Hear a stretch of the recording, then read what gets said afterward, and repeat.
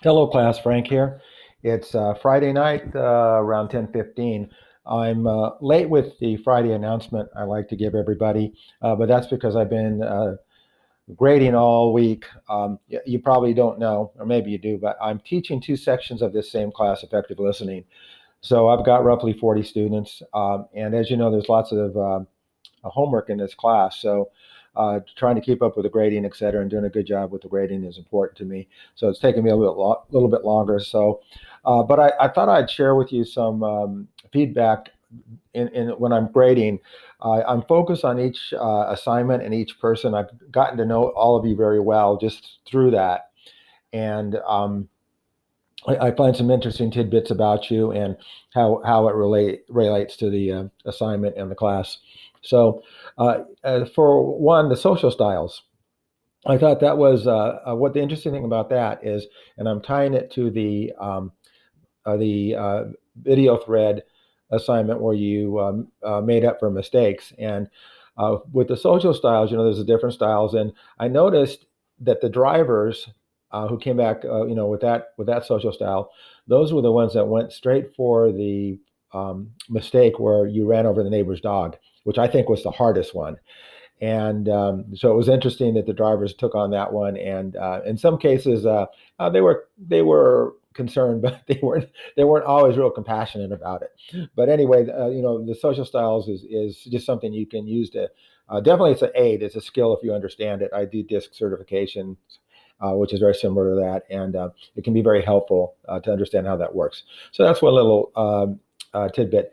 The other one that I found really interesting was the what is your environment in terms of work, or an environment you choose where you think there's a problem with effective listening, and what's causing it, and what's a possible solution.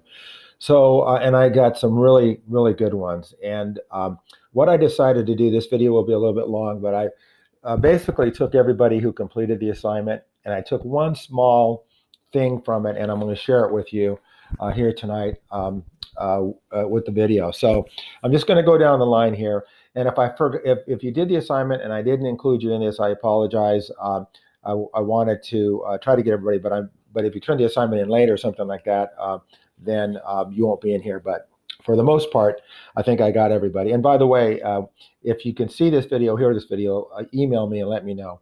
All right. So let me talk. And as I say the names, you're going to recognize the names. So Mason.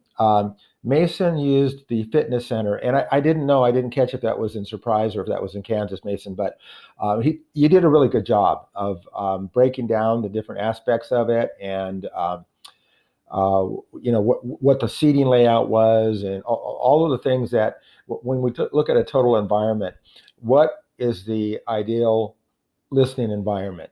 And you did a really good job of breaking things down. I want to say, I could be wrong because I looked at so many of these, but I want to say that the seating area for the staff might not be big enough.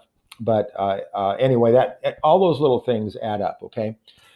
Sean, you work at a Ross, or you worked at a Ross, and I thought these may seem like minor things, but they all affect your ability to communicate. And you talked about all the dust and noise in the warehouse, how that would kick up your allergies and make it difficult for you to work. So hey, that's a barrier. Courtney Glenn, you work at a university, and you said it's growing. The university is growing. And whenever there's huge growth in a company, there's a rush to perform, right? And so there's a bunch of meetings, and people are trying to get things done, and nobody is really trying to step back and do it in a way that's quality. And I'm not saying that's exactly what you were trying to say, Courtney, but I picked up that in your paper. Courtney Johnson, I really like this one too. You work for a school district, and I thought you talked about one of your leaders there, and perhaps the leader is not the best communicator, maybe a little bit too quiet, but that kind of set the stage for your colleagues in the meeting, because she wasn't commanding the attention that she needed, and people were just kind of doing their own things in that. So I thought that was interesting. And again, I might have this a little bit wrong because I read these over the week, but I just took notes. Lydia, you work at Target, and wow. I mean, just going to any Target, you can totally see how busy it is, and you're in the midst of something like that. And so, I think you talked about loyalty, in there. But it's hard to imagine, given the technology and I think budget cuts and things like that you're talking about, all those add stress to the environment, the work environment, and for you to have good communications can be difficult with so much stress going on. But that was a good discussion. Cody, I love this one. Cody, Cody, you work at a retirement home, I think it was Sun City or something, and you said it's really hard and difficult to deal with super drunk retired people. Hmm. I imagine so. I imagine so. But hey, that's a barrier. You get credit for that. Okay. Um, Dylan, Quinn, you made a really good point about um, liking the job. If you like a job, you might be more prone to listen, to be actively engaged in the job, and that does make sense. Corey has a great job, or had a great job. I don't know if you still work there, but he drove a delivery truck delivering booze throughout, I guess, Phoenix. And but even though he's surrounded with a lot of booze, um, they weren't able to drink any of it. So, but I think you made a good point of deliveries. Trying to solve problems, how the trucks work, how using walkie talkies maybe, but the challenge, you really don't want the drivers using their phones to text or even maybe talk because of the situation. So that's a challenge. It is a challenge. Jonathan, you said I think your first job was at Papa John's. It's interesting. A good friend of mine bought 3 Papa John's, and he just bought them maybe 6 months ago, something like that, and it's been really difficult, largely because what you talked about, the workforce hiring young, inexperienced, immature workers makes a challenge for the organization. And so there, it's not so much listening. It's just getting their attention, right, and making sure they're there. So that was a good example you had, Kirsten. This is another good one. Uh, Quick Trip, I guess that's like a 7-Eleven or something, a convenience store. But class, here are Kirsten's distractions. Drug addicts coming into the store and shoplifters. You didn't mention anything about holdup artists, but the first two are enough to say, wow, you better be listening and paying attention because that could be dangerous. Stevie, you talked about hotel operations, and yeah, that's a massive operation as well.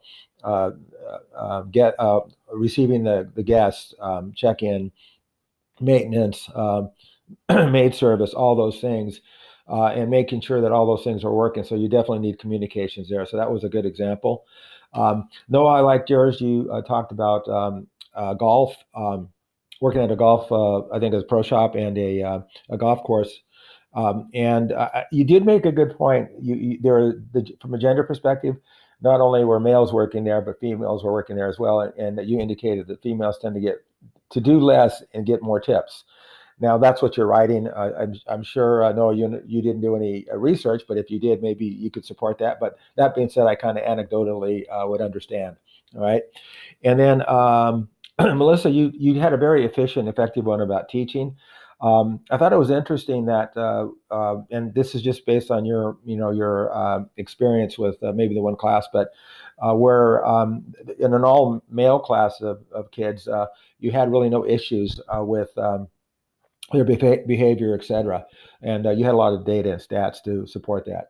So that's some examples of what all of you did in that assignment. And again, I may have not completely captured the way you wrote it, but again, I was looking at these papers over the last couple of days, and my eyes were kind of bugged out. But I was taking notes when I was grading your papers, and wanted to share this with you. Okay, so anyway, I hope that this feedback is valuable, and it's great that we're able to share some of this stuff. So you're week 7 now. I'm sure you're hard at work doing that homework. Let me know if you have any questions, and I'll talk to you on Monday in my Monday announcement. But if you need to talk to me about anything else, feel free to reach out to me. And again, let me know if you guys can see and view this video. Okay, I'll talk to you guys later. Bye.